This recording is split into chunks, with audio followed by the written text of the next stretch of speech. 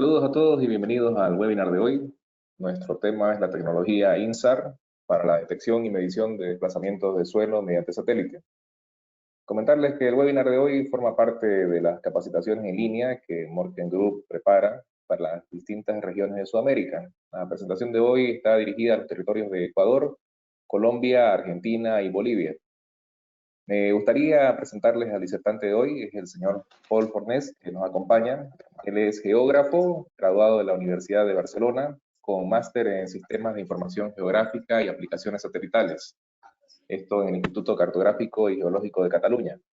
Él actualmente se desempeña como Managing Director de Inercia para las operaciones de Latinoamérica y España.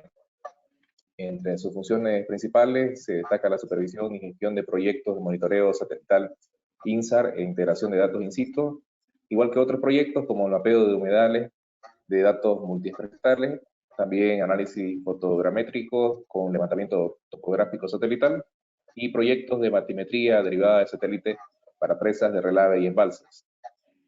Sobre la dinámica de la conferencia de hoy, nosotros a lo largo de la presentación, Paul irá dejando espacios de pausa para dar paso a algunas consultas que ustedes ya nos pueden ir dejando en la barra de herramientas, en la sección de preguntas de la aplicación. Inicialmente vamos a realizar un breve sondeo de 5 preguntas rápidas para conocer un poquito más sobre la audiencia, ¿no? Finalmente les comento que la presentación va a quedar grabada, se les hará llegar un enlace para poder repasar todos los temas a tratar hoy, y también decirles de que podemos por correo continuar las consultas que no diera tiempo para responder en la sesión de hoy, ¿no? Tenemos un tiempo hasta de 1 hora y, bueno, sin mayor preámbulo, quería darle la bienvenida a todas las personas que se nos están uniendo en este momento y ceder la palabra a Paul. Muchas gracias, Antonio.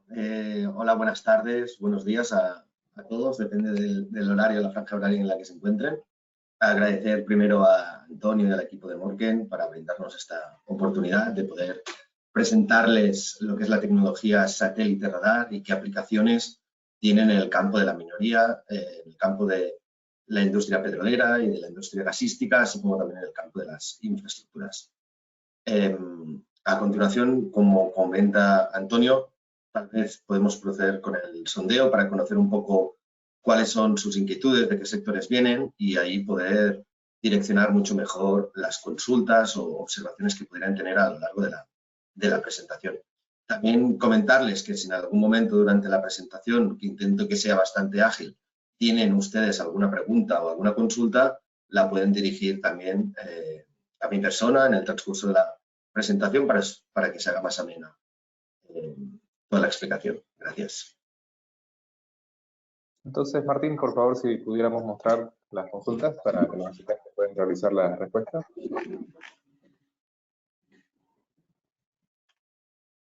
Y la primera pregunta es consultarle sobre el tipo de instrumentación que se está utilizando para monitorear el desplazamiento de suelo. Si ya utilizan alguna forma de tecnología remota, como la satelital, si tienen instalada algún tipo de instrumentación superficial o si no tienen ninguna.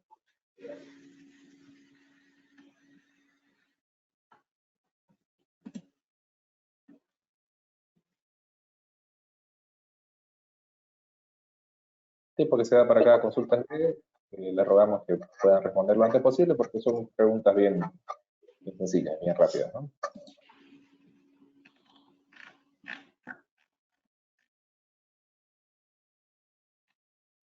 Ya, los resultados que vamos observando es de que existe una fracción que ya cuenta con tecnología remota satelital. Hay participantes también que un cuarto aproximadamente que tiene instalaciones superficiales y un 63% no tiene ningún tipo de instalación, ¿no? Esto es importante para saber de que sí, ya se tienen algunas acciones tomadas, ¿no? ¿Podemos pasar a la siguiente consulta, por favor, Manuel?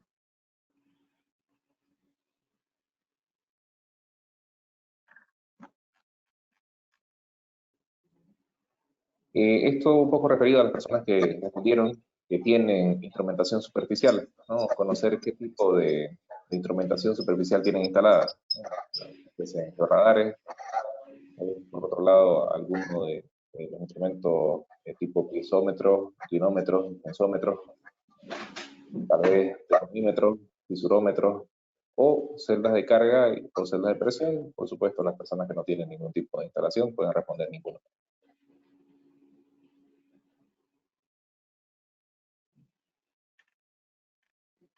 Como esta consulta es una subconsulta de la primera, vamos a dar un poco de menos tiempo.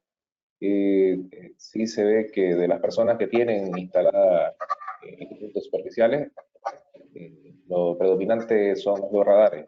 Y en segunda posición estaríamos hablando de piezómetros, inclinómetros y tensómetros, ¿no? Y ahora que han contestado más personas, veo que en realidad esta segunda categoría es la mayor, ¿no?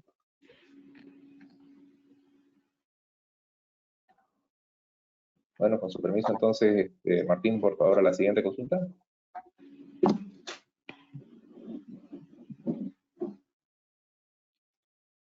Esta consulta ya es también general.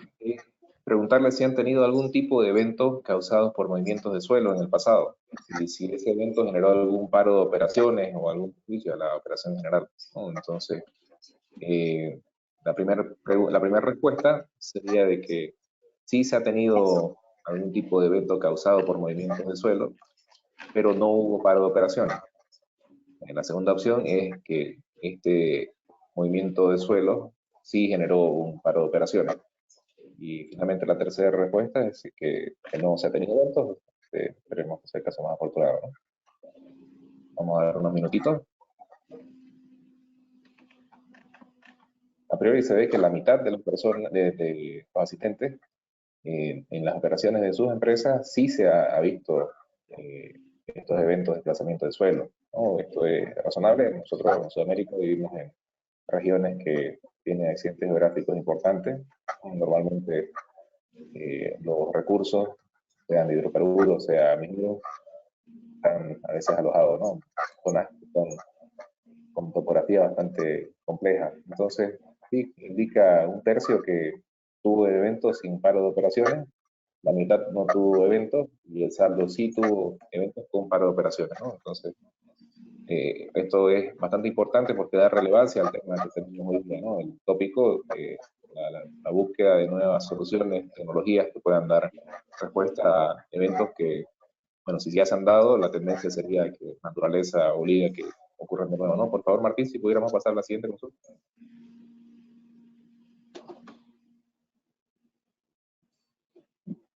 Esto es bastante directo, ¿sí o no? Si se ha utilizado algún tipo de tecnología satelital. Puede ser otro tipo de tecnología satelital, no estamos hablando de INSAR, como estamos comentando hoy día, sino que si en sus operaciones utilizan algún tipo de tecnología satelital.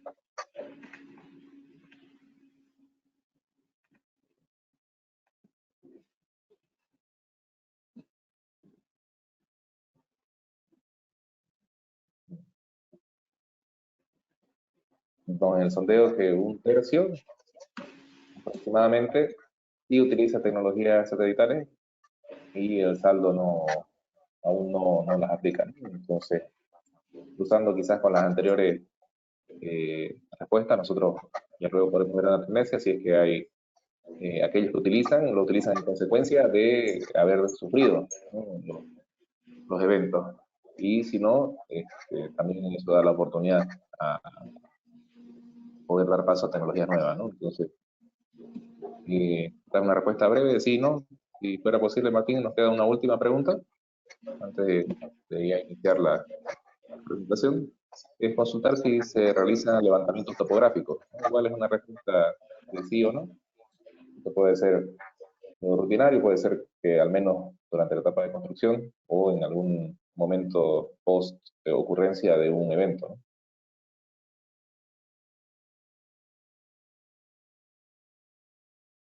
Entonces vamos a dar un minutito para que se den las respuestas.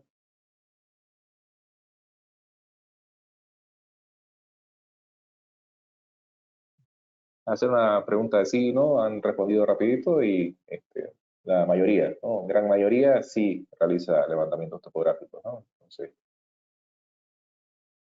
Esto es importante. La tecnología satelital avanza todo el tiempo. En algunas situaciones puede ser que todavía no llegue a cubrir completamente solo con el análisis satelital y se requiere el apoyo de levantamientos topográficos, ¿no? Entonces, a medida de que la tecnología va permitiendo reemplazar todo tipo de medición terrestre con mediciones remotas, ¿no? Entonces, concluimos la parte de sondeo. Y bueno, esta información un poquito también para permitirle a Paul, a la hora de hacer la presentación, tener en cuenta la audiencia.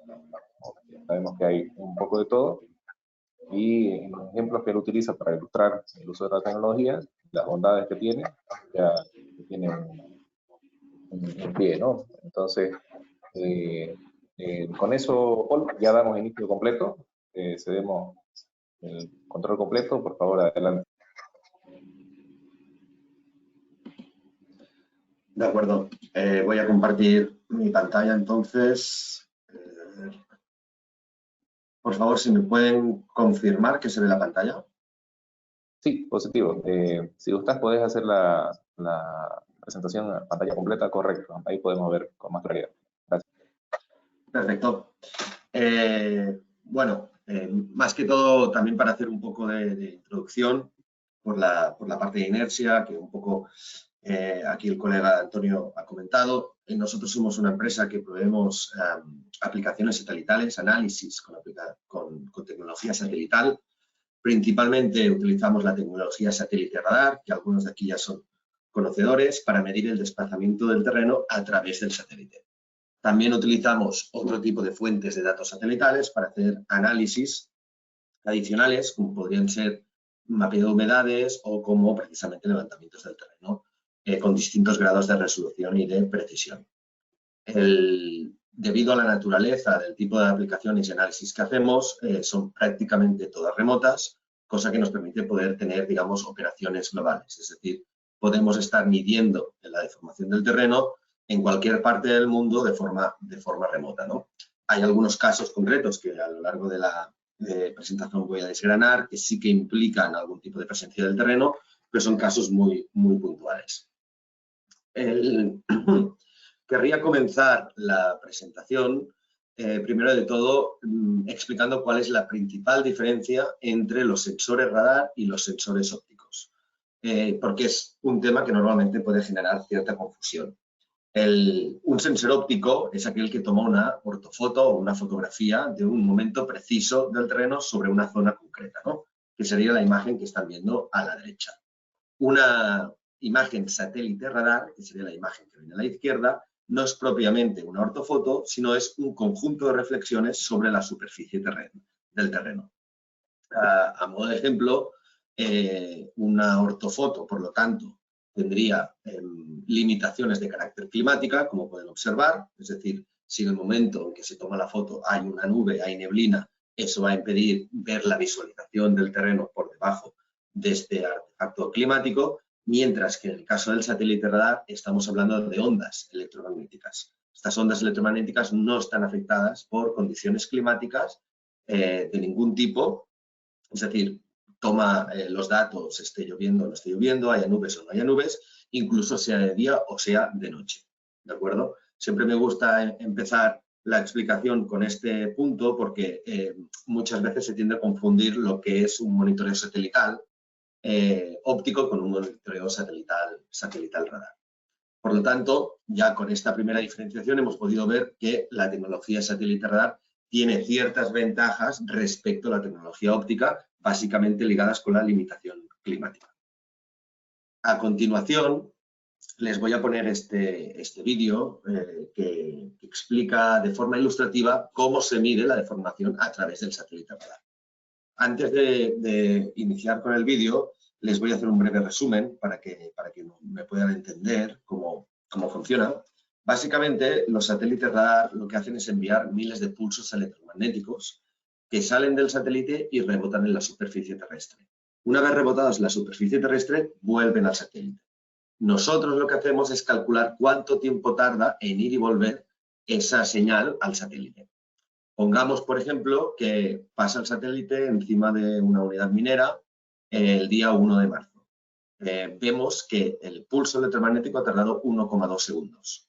Vuelve a pasar el mismo satélite al cabo de 6 días y vuelve a enviar los mismos pulsos en la misma superficie minera con las mismas coordenadas. Y vemos que el pulso ha tardado 1,4 segundos. Ha tardado más tiempo porque ha habido un pequeño hundimiento del terreno. Si hacemos esto de forma repetitiva a lo largo del tiempo, es lo que nos permite determinar con precisión milimétrica cuál es el grado de deformación que hay en una superficie terrestre concreta, ¿no? Que es lo que van a ver a continuación con el vídeo. Lo que intenta ilustrar, ahora lo verán, es cómo transformamos esta distancia de tiempo en los valores de deformación, en este caso en centímetros. Vemos que el satélite pasa el día 1 de junio, vuelve a pasar el día 7 de junio, el 14, el 21 y así sucesivamente, ¿no? Cada vez, en este caso, vamos viendo cómo el terreno va bajando. Lo que hacemos es traducir estos valores de distancia en tiempo al valor de deformación. Por lo tanto, para cada pulso electromagnético que ha enviado el satélite, somos capaces de construir una serie temporal de deformación que nos muestra cuál es la evolución o el desplazamiento del terreno para ese punto concreto. El satélite, cuando pasa por encima de una superficie concreta, está mandando miles de pulsos electromagnéticos. Es decir, para una superficie estándar de unos 100 kilómetros cuadrados podemos llegar a medir casi 1 millón de puntos. Cada punto, por lo tanto, tiene esta información de la serie temporal de deformación.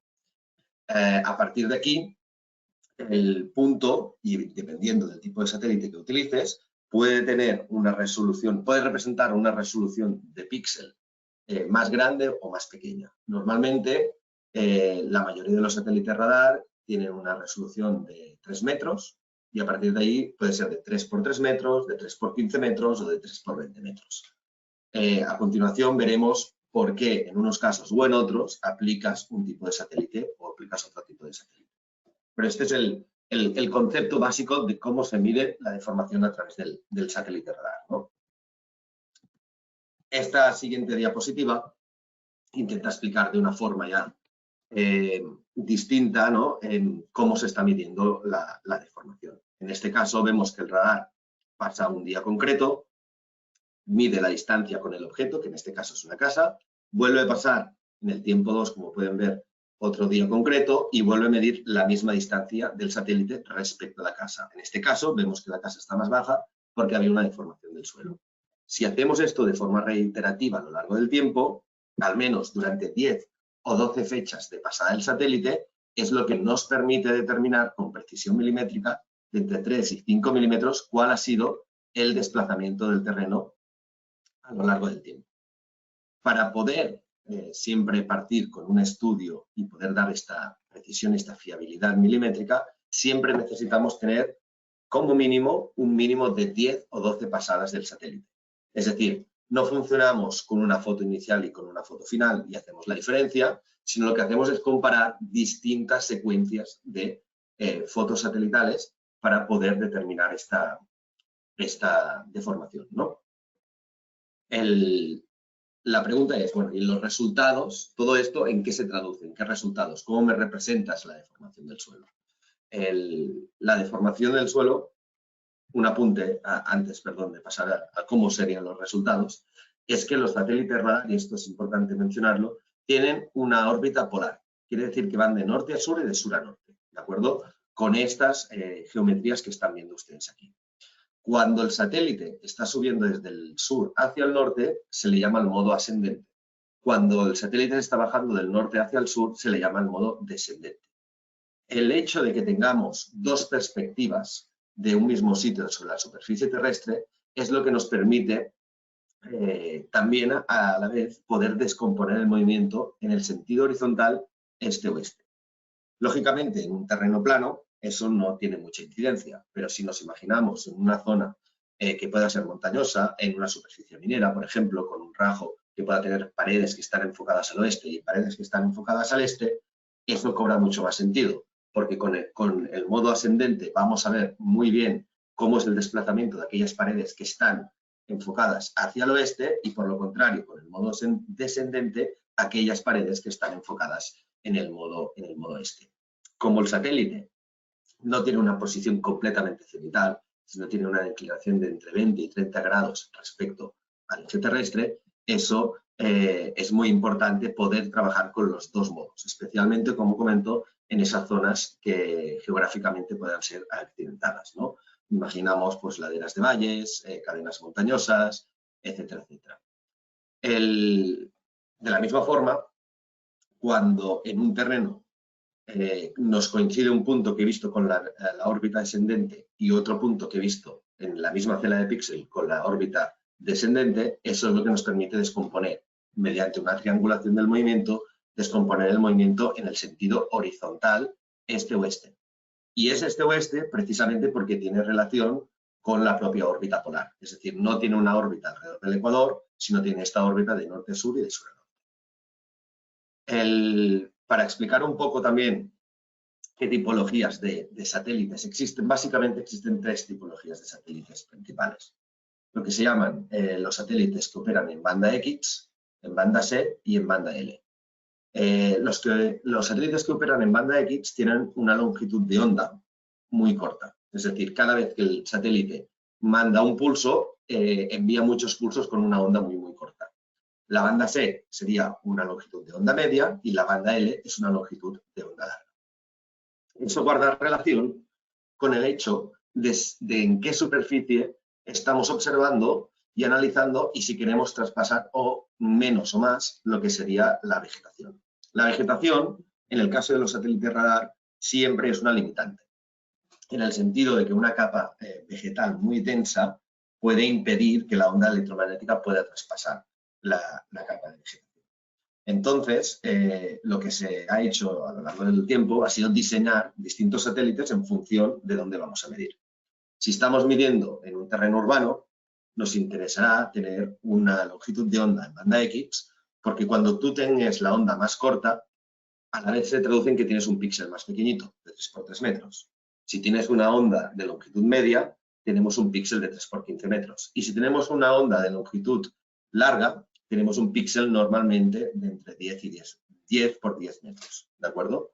Entonces, tendríamos que imaginarnos, si estamos midiendo, por ejemplo, una carretera que está pasando por el Amazonas, allí elegiríamos una longitud de onda larga.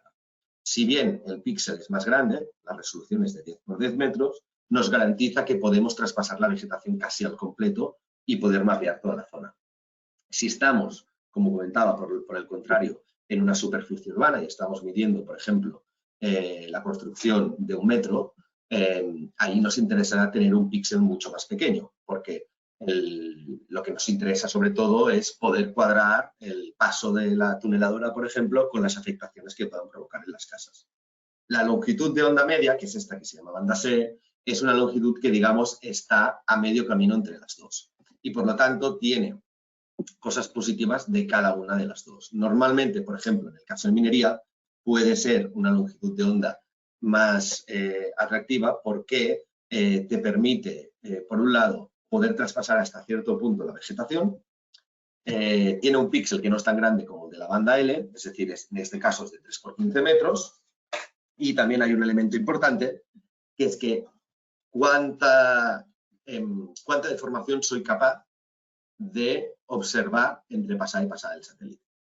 En el caso de la banda X, como es en longitud de onda corta, soy capaz de ver entre el 1 de junio y el 7 de junio un máximo de 2 centímetros entre pasada y pasada del satélite.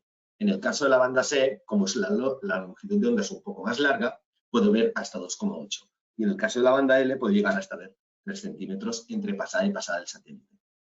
Lógicamente, cuando tú haces un estudio que como mínimo tiene 12 imágenes, lo que estás proveyendo es el movimiento acumulado. Por lo tanto, si tú puedes estar midiendo, pongamos de promedio entre las tres bandas, unos 2,5 centímetros, si eso lo multiplicas por 12 pasadas del satélite, pues puedes llegar a ver movimientos con magnitudes bastante superiores, ¿no? Y aquí nos llevaría un poco a la pregunta de decir, bueno, esto es toda la explicación teórica, cómo mido, qué tipo de satélites hay, pero actualmente cuál es la disponibilidad de satélites que tengo para poder monitorizar las distintas zonas.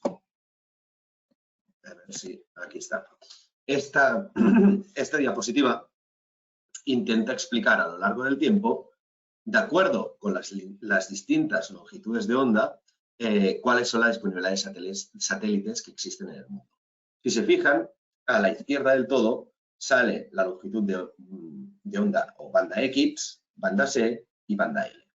Como ya pueden ver, en el caso de la banda X y el caso de la banda C, hay mucha más disponibilidad de satélites que en el caso de la banda L. En el caso de la banda X, partimos con satélites que empezaron a orbitar alrededor de 2006-2007, que son estos que ven aquí, que se llaman TerraSat, Cosmosky, y recientemente el más nuevo y el que tiene una vida útil más larga, que llega hasta 2000, a finales de la década del 2030, es este satélite que se llama PAZ, que es de la Agencia Espacial Española. En el caso de los satélites que operan en banda C, fueron los pioneros. La mayoría pertenecen todos a la Agencia Espacial Europea. El primero de todos es ese que se llama ERS-1, que empezó a orbitar en el año 91. Este satélite, como ven, por eso está marcado con una X, ya no está operativo, porque tiene una vida útil determinada, ¿no? Luego se sacó el ERS-2, luego el otro que se llamaba Envisat, y actualmente operando tenemos los satélites Sentinel, que llevan orbitando desde 2015 hasta el día de hoy, y que toman imágenes de forma recurrente, de forma sistemática en todo el mundo, con una frecuencia de entre 6, 12, 24 días. En el caso de los satélites, y el que he destacado, el que se llama TerraSat X y PAZ, porque son los más comunes y con los que mejor puedes trabajar, tienen una longitud, una revisita de días de 11 días. En algunos casos concretos, incluso se puede programar para bajar esta frecuencia a una revisita de 4-7 días, es decir, se puede bajar mucho más. La principal diferencia entre el Sentinel y el TerraSat X y PAZ, aparte de, como pueden ver, la resolución, que tiene relación con lo que les está comentando en la diapositiva anterior, sobre todo es que unos satélites son de carácter privado y los otros de carácter público. Un satélite de carácter privado, lógicamente el coste de los datos es mucho más superior que un satélite que es público. El satélite público, en este caso el Sentinel, no necesitas programarlo, como comentaba, pasa automáticamente en todo el mundo a lo largo del tiempo, mientras que el satélite TerraSat X sí necesitas programarlo. Y eso es importante, porque claro, si recuerdan, he mencionado que para poder empezar a monitorizar una zona concreta, necesitas tener entre 10 y 12 imágenes. Si tenemos una revisita tipo de 11 días, pues tendremos que esperarnos alrededor de 2-3 meses para poder empezar a monitorizar. A no ser que en el pasado este satélite haya estado activo en alguna zona concreta y haya tomado datos. Normalmente esto pasa en un 20% de los casos. En la mayoría de los casos lo tienes que programar y tienes que esperarte estos 3 meses. En el caso del satélite Sentinel-1, la gran ventaja es que como adquiere datos de forma automática, los almacena en su base de datos. Y este es un punto muy importante, porque cuando queremos hacer estudios históricos, por ejemplo, desde 2015 o 2016 hasta el día de hoy, nosotros ya tenemos hecha la línea de base. Ya tenemos estas 10, 12 imágenes. Entonces nos vamos a la base de datos, buscamos la zona, buscamos la imagen y rápidamente se puede empezar un monitoreo. ¿De acuerdo? Entonces, digamos, cada uno de los satélites tiene pros y contras. A nivel científico, a nivel técnico, si estamos monitorizando una carretera que más o menos pueda estar despejada en cuanto a vegetación, si estamos monitorizando una mina que más o menos también puede estar despejado en cuanto a vegetación, siempre recomendaríamos el satélite con mayor resolución, lógicamente, de 3x3 metros. En el caso de que estemos monitorizando alguna de estas superficies que pueda tener un poco más de presencia de vegetación, pues entonces ahí tendríamos que ver cuál es la opción más adecuada. A priori, no tienes una definición estándar para cada tipo de proyecto, para cada tipo de zona que vas a monitorizar, sino primero lo que tienes que hacer es un estudio, digamos, de factibilidad, ¿no? De ver qué características, qué idiosincrasia tiene el terreno y en función de eso decidir cuál es la mejor solución. Y a partir de aquí... Perdón, Paul, aprovecho adelante. para interrumpirte, a hacer unas de las cuantas consultas que ya nos han ido llegando, tienen coherencia en la etapa de la presentación en la que estás, ¿no? Entonces permíteme hacerte unas cuantas de las consultas, ¿ya? En primer lugar, habría una consulta sobre cuál sería el primer paso de la medición satelital, el seteo o el patrón, es decir, se refieren a la línea base, ¿no? ¿Cómo se podría hacer cuando una empresa decide iniciar, hacer el monitoreo que se entiende, ¿no? Que hay como decía, la línea base, ¿no? Por favor. Sí. Sí, lo primero de todo, en realidad, la forma de empezar es bastante sencilla. Se puede coger el Google Earth, diseñar un polígono concreto de tu superficie de la cual quieres monitorizar. Este polígono, da igual la geometría que tenga, puede ser un cuadrado, puede ser un rectángulo, puede tener una geometría distinta porque está siguiendo, por ejemplo, el curso de una carretera. Nosotros recibimos este KMZ, este polígono, y allí lo que rápidamente lo introducimos en el programa que tenemos con todas las pasadas del satélite a nivel mundial, y lo primero que vemos es qué zona es, qué características geográficas tiene, lo que les estaba comentando, es una zona montañosa, tiene vegetación, es una zona montañosa que pueda tener nieve en ciertas partes del año. Seguidamente vemos primero en la base de datos tanto del Sentinel como los del Terrasar qué disponibilidad de datos hay. Normalmente en el Sentinel, como les comento, siempre hay datos. En el caso del Terrasar puede ver que en algún caso haya datos, pero normalmente no es así. Y una vez tenemos estos elementos, lo que hacemos es definir cuál es la mejor propuesta, la mejor metodología para estar midiendo en esta superficie. Pongamos para poner un caso que se trata de una mina que se encuentra, por ejemplo, en la zona del altiplano en Bolivia, ¿no? Eso sería una zona que encontraríamos despejada, con no mucha vegetación. Allí seguramente lo que acabaríamos optando sería por un satélite de alta resolución, con una resolución de 3x3 metros. Pongamos por el caso que no tuviéramos datos adquiridos antes en el tiempo, lo que haríamos sería programar el satélite para que empezara inmediatamente a tomar datos con una recurrencia de 11 días. Si, por ejemplo, diéramos la orden el día 1 de marzo, podríamos estar empezando, tendríamos este stack o esta línea de base de 10, 12 imágenes. Al cabo, si empezáramos el 1 de marzo, pues para mediados de mayo, finales de mayo, tendríamos ya la línea base hecha. Una vez la línea base esté hecha, entonces ya puede empezar el monitoreo con la frecuencia que se quiera. Y digo la frecuencia que se quiera porque puede ser que en esa unidad minera tú me digas, no, yo quiero que me actualices los datos cada 11 días. Y puede ser en otra superficie minera que es una zona muy estable o es una presa de relaves que es muy estable, que simplemente te sirva que te actualicen los datos cada mes. Bueno, en función de la frecuencia que tú ya has definido, nosotros vamos a actualizar estos datos, ¿de acuerdo?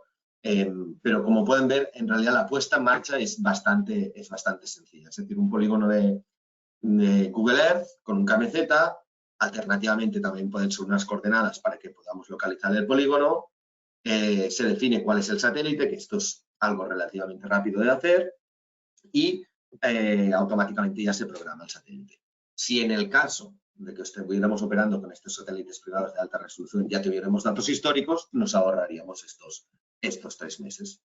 No sé si he contestado correctamente la pregunta. Sí, por supuesto.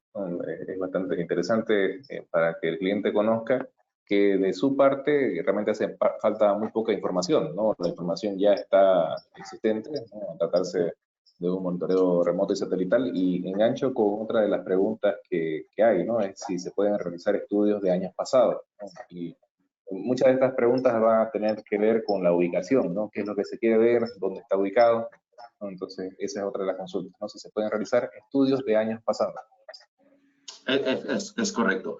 En el caso, para hacer estudios pasados, podríamos, como han visto antes en la diapositiva que ponía la historia de los satélites, podríamos ir hasta buscar datos satelitales que partieran desde 1991. Pero, lógicamente, los satélites que operaban en 1991, que eran de la Agencia Espacial Europea, prácticamente solo tomaban datos en Europa. Por lo tanto, en el caso de Sudamérica, que es el que nos implica aquí, creo que no sería la opción. Luego, podríamos mirar que no hubiera, por fortuna, que un satélite de alta resolución hubiera tomado datos desde 2010. Si fuera así, podríamos partir con un estudio de 2010. Pero lo más normal, y en el 90% de los casos, es que solo tengamos datos históricos a partir de 2015, cuando se empieza a orbitar el satélite Sentinel-1 de la Agencia Espacial Europea. ¿De acuerdo? Entonces, podríamos partir, en este caso ya siendo casi ya 2024, podríamos hacer un estudio de 9 años para atrás. Eso no implicaría que luego, cuando quisieras llegar en el futuro, pudieras cambiar e irte con el satélite de alta resolución. Me explico. Es decir, podrías hacer un estudio histórico de 9 años con el satélite Sentinel-1, sabiendo que tiene una resolución de 3 por 15 metros, pero que te permite tener una radiografía del terreno desde el pasado hasta la actualidad. Y mientras tú estás haciendo esta radiografía del terreno, activar el otro satélite de alta resolución para que te tome datos de cara al futuro. Es decir, una cosa no es incompatible con la otra. Ciertamente, en este caso sería más difícil también concatenar resultados. Si tengo un píxel de 3 por 15 metros y con otro satélite tengo un píxel de 3 por 3 metros, pues lógicamente no se podrá comparar del todo, ¿no? Pero sería una opción que sería muy válida, siempre dependiendo, lógicamente, de qué es lo que quieras ver, ¿no? Si tú, por ejemplo, me dices, no, yo es que a mí me interesa mucho ver los diques y los muros de mi presa de relaves. En este caso, claramente, yo recomendaría un satélite de 3 por 3 metros, porque nos interesa tener la mayor cobertura y la mayor densidad de puntos. Si estamos hablando de un rajo que está bastante o plenamente operativo, pues bueno, ahí podríamos ver distintas posibilidades, ¿no? Perfecto. Es decir, que el periodo mínimo de 9 años, la verdad es que pensaría es suficiente para tener un muestreo, e inclusive el cliente podría llegar a analizar si coincide con algún evento que hubiera sucedido, ¿no? Y esto es información que podría llegar a utilizarse, ¿no? Para los análisis futuros recurrentes.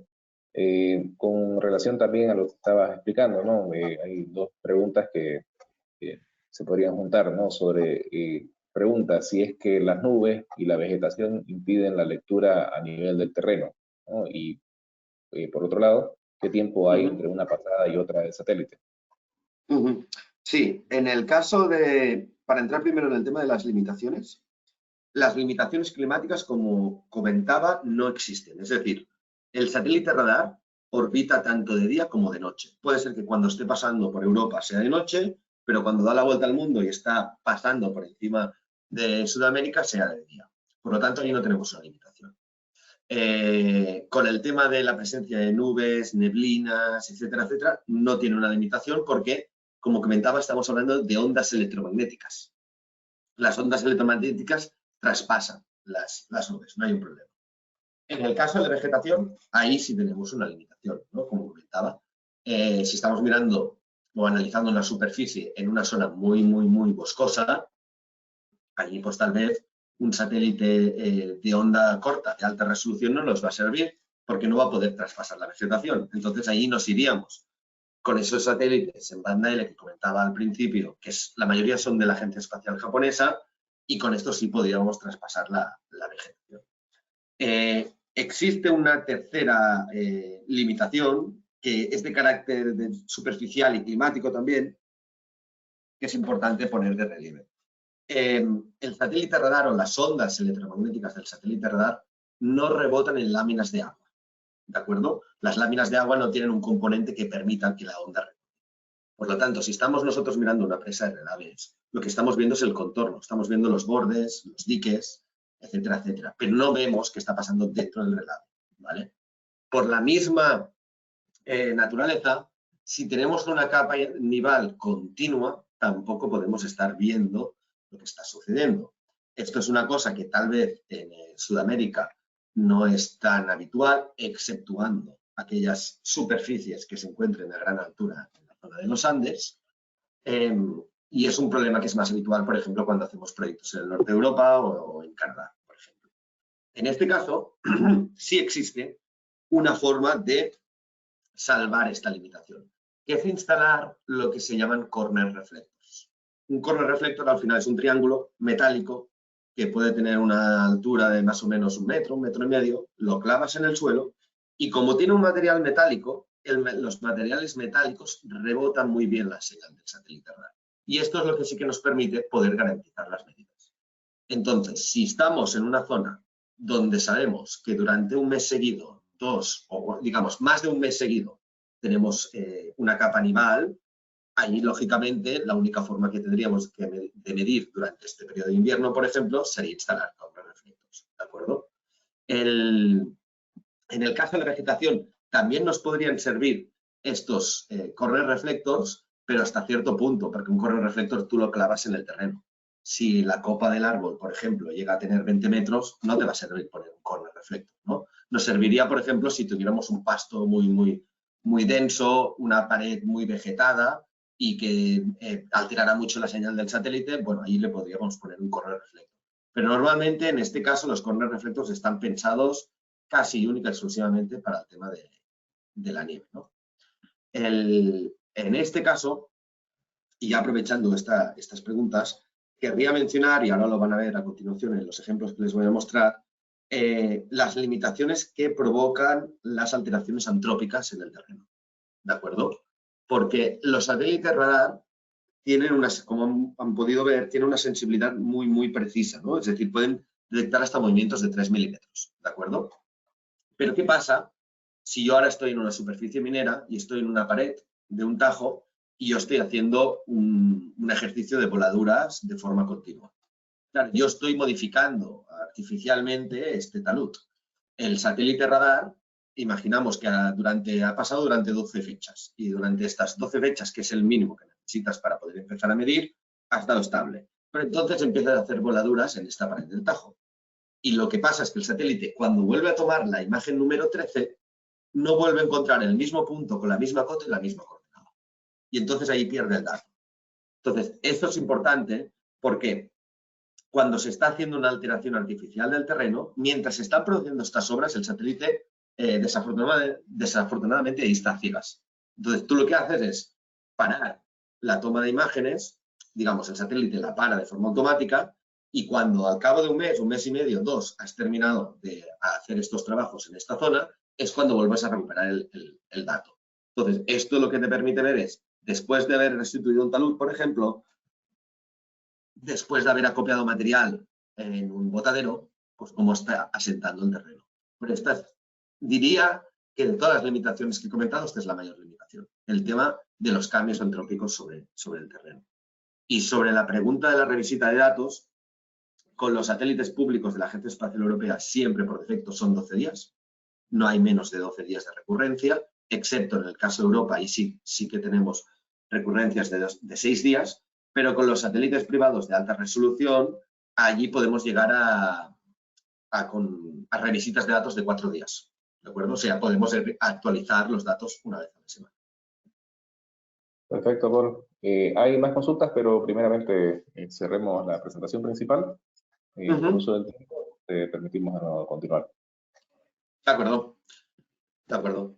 Bueno, la siguiente imagen, bueno, esta diapositiva de aquí quería explicar un poco cuáles eran los resultados, ¿no? Porque yo he explicado ahora muy de forma teórica cómo se mide y qué es lo que te estoy proporcionando. Pero seguramente mucha gente debe pensar, sobre todo los que no están tan familiarizados con esto, bueno, pero ¿qué me das, no? ¿Qué me proporcionas?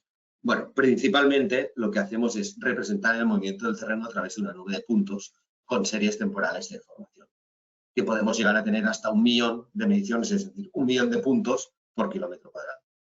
Y a partir de ahí se pueden proveer mapas de deformación en que cada punto medido tiene su serie temporal de deformación, que es lo que van a ver a continuación.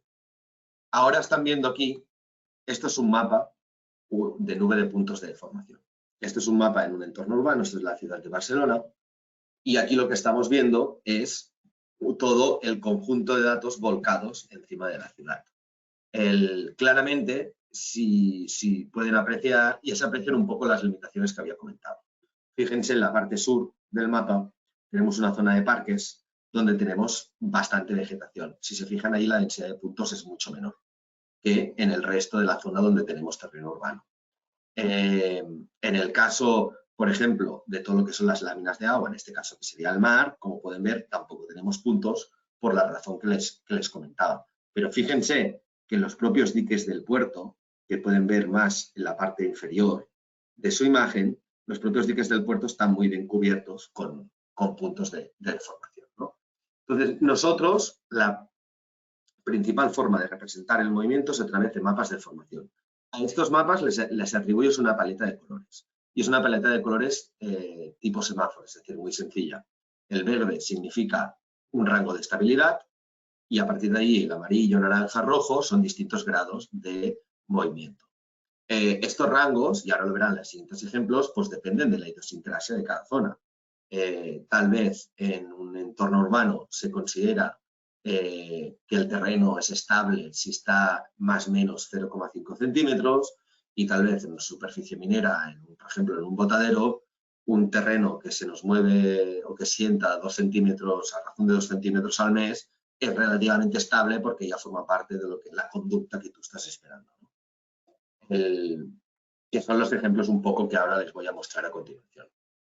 Pero quería empezar con este ejemplo porque creo que es muy ilustrativo, porque es un terreno urbano y se puede entender claramente por qué en terrenos urbanos es muy fácil medir, por qué en zonas vegetadas tenemos más dificultad.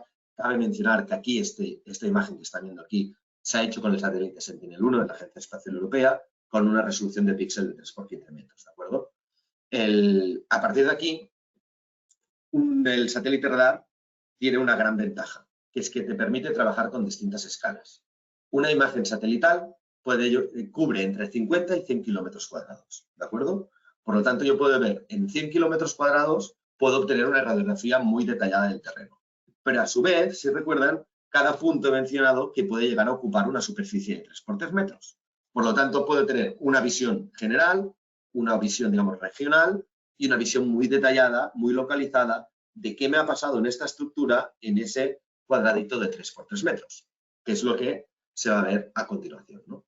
Antes de pasar a esto, si recuerdan, he mencionado que había lo que era el ascendente, el modo ascendente y el modo descendente, ¿no? Que tenían, uno enfocaba desde el este y el otro enfocaba desde el oeste. Con el satélite radar, básicamente lo que damos son 3 vectores de deformación. Lo que le llamamos la deformación total, que ya les digo que no es un movimiento completamente cenital, pero podría ser equivalente a la Z, y luego lo que sería el movimiento horizontal y el movimiento vertical. En el caso del movimiento horizontal, como tiene esta órbita polar, nosotros lo que vemos es si esta porción de terreno se me está desplazando más hacia el este o más hacia el oeste. En este caso, lo que estamos viendo es un botadero, ¿de acuerdo? En la imagen de arriba vemos lo que sería el asentamiento vertical que se está produciendo en el botadero. Aquí a la derecha, si se fijan, tienen el rango de magnitud. Este rango de magnitud es exclusivo del que estamos utilizando en nuestra superficie minera.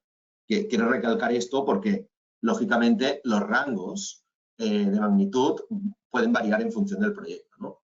Y en la imagen de debajo tenemos lo que le llamamos la descomposición horizontal este-oeste, ¿de acuerdo? Y lo que estamos viendo es, en este caso, vemos que en la parte de arriba del botadero hay una cierta componente vertical de entre 1 y 2 centímetros, pero además vemos que está basculando ligeramente alrededor de entre 2-3 centímetros de magnitud hacia el este, en este caso. Notarán además que en este caso hay unas zonas que están vacías y que no hay puntos, ¿verdad? Estas zonas donde no hay puntos, si se fijan y ya se aprecia un poco con la imagen óptica de fondo, son las zonas donde se está copiando material. Es lo que les estaba comentando. En esa zona del botadero, donde ahora se está copiando material diariamente, ahí el satélite no es capaz de medir porque eso altera los resultados. Pero una vez has terminado de copiar aquí el material, vuelvo a recuperar el dato y puedo ver a qué velocidad se te está asentando el botadero, ¿no? Entonces, esto es un elemento importante. A continuación, quería recalcar un poco esto que les comentaba de las 3 visiones que nos puede, o las 3 escalas con las que podemos trabajar con el satélite, que es la escala general, la escala regional y la escala detallada. Es decir, veo mis 100 kilómetros cuadrados en una escala regional. Dentro de una mina, por ejemplo, puedo ver qué está pasando en el Tajo, en el botadero, en la presa, y en un análisis detallado puedo ir dentro del Tajo, ir a buscar una porción de 3 por 3 metros, qué está pasando en ese talud concreto, ¿no? Ahora son los ejemplos que les voy a mostrar. En este caso, aquí ven una superficie muy grande, ¿no? Fíjense en la escala que queda abajo, ¿vale? Estamos hablando de, tal vez aquí tranquilamente estamos hablando de unos, se han combinado dos sets de imágenes, estamos hablando de casi de 200 kilómetros cuadrados. La visión general, pues rápidamente nos sirve para poder identificar dónde están las principales discontinuidades, ¿no? Que más o menos ya saltan a la vista, es decir, ahí donde no tengo colores verdes, ¿no? De esta visión puedo pasar a una visión, bueno, este sería otro ejemplo de una visión general, y de allí, que también es una superficie minera, y puedo pasar a una visión más regional. Es decir, tengo toda mi superficie minera y me quiero concentrar en esta zona de aquí. Ok, vamos a ver qué pasa en esta zona de aquí. Puedo hacer más zoom en esta zona de aquí y puedo ver en esta zona, por ejemplo, que tengo una gran cantidad de asentamiento en esto es un botadero que está en taludes abajo, aquí abajo tienen las pozas, ¿no? Y puedo ver que hay una gran cantidad de asentamiento. Bueno, con la visión regional ya puedo identificar dentro de mi componente dónde está el principal foco de formación. Y allí lo que quiero ir es a una visión mucho más de detalle. Es decir, ya me focalizo dentro de un componente concreto y quiero ver, como en este caso, como están viendo, cómo se me está comportando un talud concreto. Y aquí es lo interesante que les comentaba.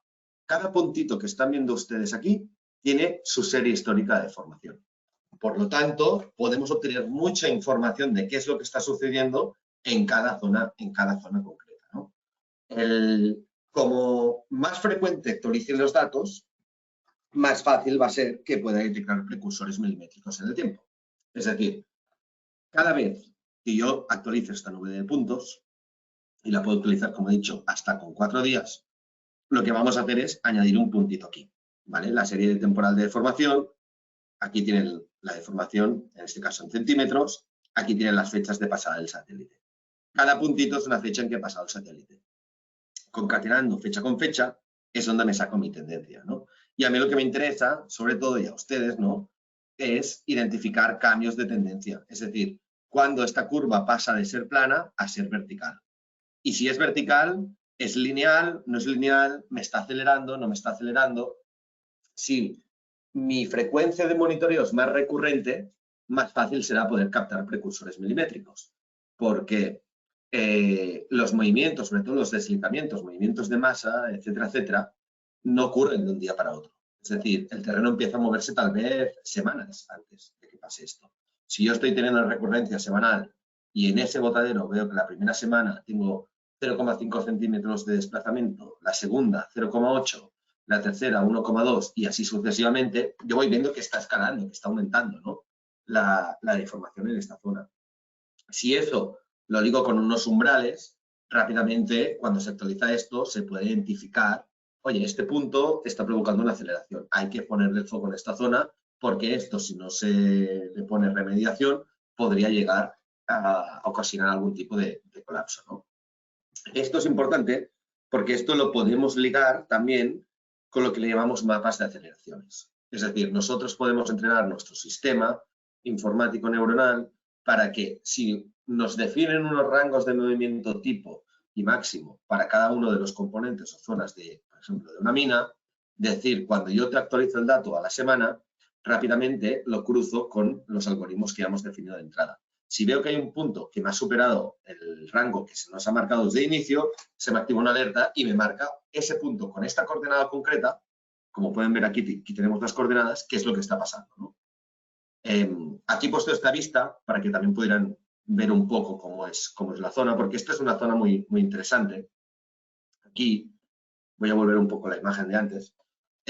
Aquí tenemos una autopista, ¿de acuerdo? Y aquí es una antigua cantera restituida, pero con un material bastante endeble. Y lo que pasaba, básicamente, es que se estaba llevando toda la montaña y estaba llegando a afectar la propia carretera. Si se fijan, en la propia autopista se ven las manchas de pavimento, porque tenían que literalmente estar todo el rato restituyendo el pavimento. Entonces, el satélite radar, en este caso, pues permitió, por una parte, primero, definir espacialmente la cubierta de subsidencia. Es decir, de dónde tengo terreno estable a dónde tengo terreno estable. Y eso era muy importante para ellos porque, claro, si tienen que hacer el puente para restituir la carretera y rehacer el pavimento, tengo que saber de qué kilómetro, con precisión, tengo que hacer esto, ¿no? Luego, como les comentaba, detectar si después de, por ejemplo, un periodo de lluvias, se me ha recargado todo mucho, y eso me puede llevar a tener un deslizamiento. Y luego hay otro punto muy importante y que también quisiera mencionar. Estamos hablando de un monitoreo o una instrumentación remota que viene a complementar las instrumentaciones o las campañas locales que se hacen, no viene a sustituir. Eso no quiere decir que en una superficie minera, no, ya me he olvidado, no voy a poner georradares, no voy a poner extensómetros, etcétera, etcétera. Lo que da es una herramienta de control regional con el que puedes trabajar a nivel local y sobre todo te permite optimizar tus recursos. Siempre partimos de la idea que los recursos son limitados. Tengo 2 radares terrestres y tengo una red, no sé, de 100 prismas. Bueno, pues si tienes una herramienta que te permite decir cada semana qué zonas se están comportando, tienen más deformación, tú puedes ir reubicando o instalando esta instrumentación en función de estas indicaciones, ¿no? Esta es una de las ideas principales.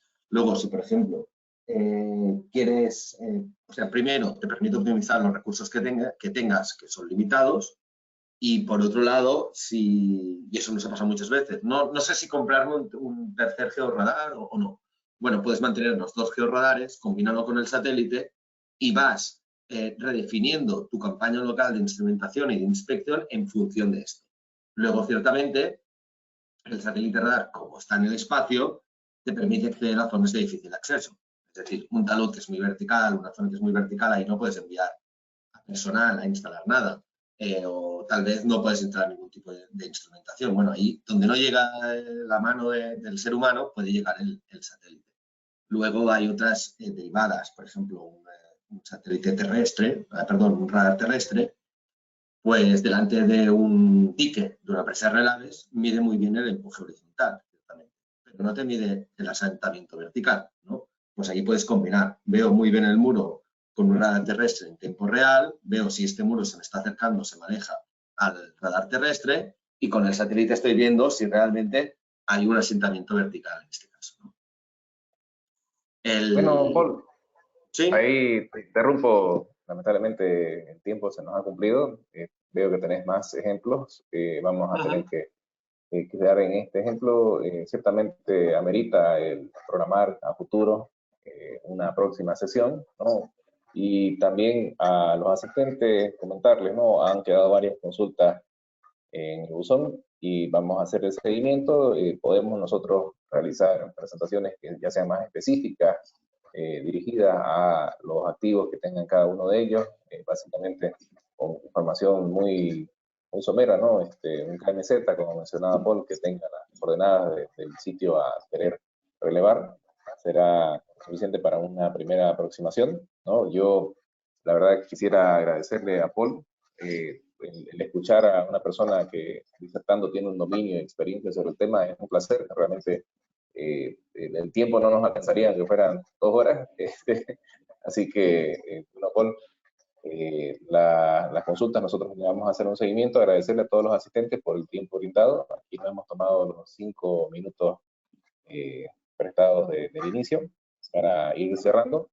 Entonces, nuevamente les recuerdo que la conferencia va a estar grabada, pero con certeza hay mucho más espacio y tiempo para poder desarrollar los temas, ¿no? Como decía Paul, esta es una tecnología complementaria a aquellos que ya tengan instaladas algunas soluciones. Nosotros podemos llegar a optimizar, como mencionaba Paul en el último ejemplo. Y bueno, desearles a todos que en estas fiestas de fin de año que también se aproximan, que pasen buenas fiestas, tengan un 2024 excelente. Nos gustaría estar también en seguimiento con ustedes y contar con su presencia en próximas presentaciones y webinars. De acuerdo, muchas gracias a Antonio, muchas gracias al equipo de Morken y a todos los asistentes. Como comenta aquí Antonio, les animo a que cualquier pregunta más concreta que puedan tener de una zona, la hagan. Aquí en el chat también les he compartido mi correo electrónico. Si nos quieren contactar también, siempre también a través de Morken, pues encantados estaremos de poderlos atender con el debido tiempo. Perfecto. Sin mayores, entonces, damos por cerrada la presentación. Agradecerles y desearles que tengan un buen día. Muchas gracias.